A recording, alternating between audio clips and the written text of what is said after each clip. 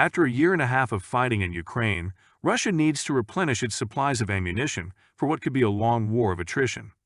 Along with ramping up its domestic arms production, Moscow is turning to an old ally with a vast arsenal, North Korea. Estimates say the reclusive and isolated Asian country has tens of millions of artillery shells and rockets that could give a huge boost to the Russian army. U.S. officials expect North Korean leader Kim Jong-un to visit Russia in the coming days to seal a possible deal on munitions transfer with President Vladimir Putin. That would be a remarkable reversal from the 1950-53 Korean War, when the Soviet Union provided the Communist North with weapons and ammunition. We know that Russian Defense Minister Sergei Shoigu has visited recently for artillery shells predominantly, and most likely that will be discussed between Putin and Kim Jong-un, said Alexander Gabuev, head of the Carnegie Russia Eurasia Center. Shoigu became the first Russian defense chief to visit North Korea since the 1991 collapse of the Soviet Union. Images of him at a military parade in the capital Pyongyang in July, alongside Kim and the medal-laden North Korean military brass, was a strong sign of a vigorous effort by Moscow to reach out to the north. Shoigu said that joint military drills were possible. Asked about a possible visit by Kim and a deal that would see North Korean arms supplies to Russia, Kremlin spokesman Dmitry Peskov refused to comment. But he emphasized that Moscow cherishes ties with Pyongyang, adding, "North Korea is our neighbor, and we will further develop our relations without looking back at other countries' opinion." Kim made his first visit to Russia in 2019 and held talks with Putin that included pledges of closer cooperation, but weren't followed by any visible breakthroughs. While the bulk of the Korean People's Army arsenals are dated, their enormous size would offer the Russian military a potential key lifeline amid Europe's largest land conflict since World War II. Han Min, an analyst at Seoul's Korea Institute for National Unification, said that Russia could seek to establish North Korea as a rear base for its war efforts, providing a major flow of munitions. Russia is hoping that North Korea could swiftly establish support channels to provide it with war materials like ammunition, bombs, and other supplies, Hong said. The U.S. said North Korea sold some munitions to Russia's private military contractor, Wagner, in November. Both Russian and North Korean officials have denied that Pyongyang has shipped any weapons or munitions to Russia or intends to do so. U.S. officials have cast Moscow's reach for North Korean weapons as a reflection of Russian military problems. White House National Security Advisor Jake Sullivan said the quality of North Korean weapons was an open question. It says a lot that Russia is having to turn to a country like North Korea to seek to bolster its defense capacity in a war that it expected to be over in a week, Sullivan said. John Feiner, U.S. President Joe Biden's chief deputy national security advisor, told reporters on Sunday that buying weapons from Pyongyang may be the best and may be the only option open to Moscow as it tries to keep its war effort going. Feiner made the remarks aboard Biden's flight from India to Vietnam. While Washington has warned Pyongyang against sending weapons to Russia, which would violate a UN embargo on any arms shipments to and from North Korea, observers say there is little the U.S. could do in response.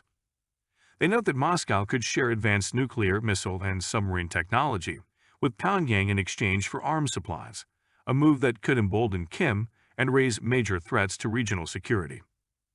The United States and its allies have limited policy options in addressing this new challenge, Washington-based Center for Strategic and International Studies said in an analysis. While the North's enormous stockpiles could boost the Russian war effort, Moscow has imported drones from another ally, Iran, that have played a significant role in the fighting. Russia has used Shahid exploding drones to strike Ukraine's infrastructure for more than a year. After the initial surprise, Ukrainian air defenses have honed their skills in engaging them. But the cheap and simple drones that have a range exceeding 1,500 kilometers continue to inflict significant damage. Russia reportedly has bought a production license from Iran and built its own factory to assemble the drones and churn out thousands of them a year. Iran is expected to initially provide the materials and technology, with the plant gradually shifting to domestically produced components. Russian arms manufacturers have compensated for at least some of the equipment losses in the conflict and developed some new products, including satellite-guided gliding bombs and other precision weapons to fight back against Ukraine's summer counteroffensive.